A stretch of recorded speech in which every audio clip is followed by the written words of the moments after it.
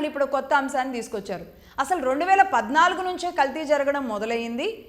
ఈ animal fat అనేది అందులో ఉంది. ఇది ఎంతోమంది భక్తులతో ముడిపడి ఉంది. నా డౌట్ ఏంటంటే 2014 నుంచే నడుస్తుంది ఇది. ఎందుకంటే వాళ్ళ టైంలోనే ఆ కంపెనీకి ఇచ్చారు కాబట్టి జరిపితే అప్పటి నుంచి విచారణ జరపాలి.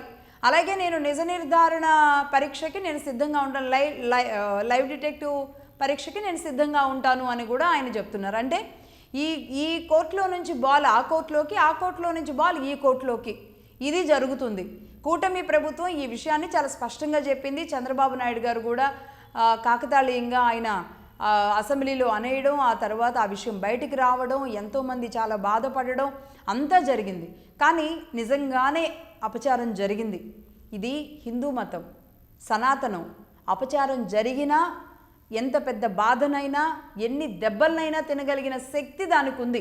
నిజంగానే స్వామి అంటే నేనేమైనా ఆ ఫ్యాటీ జంతువుల ఫ్యాట్ నేను తినేసానా అని ఎవరు బాధపడలేదు. అయ్యయ్యో స్వామికి అలాంటిది పెట్టారా అని బాధపడ్డారు. అంటే ఇది మనోభావాలతో ముడిపడింది. నేను తిన్నానా అనే దానికంటే కూడా అది స్వామివారికి చేరిందే, ఎంత అపచారం జరిగింది అని. దీని విషయంలో నిజంగా భక్తులుగా ఉన్నవాళ్ళు దీన్ని భరించాలి.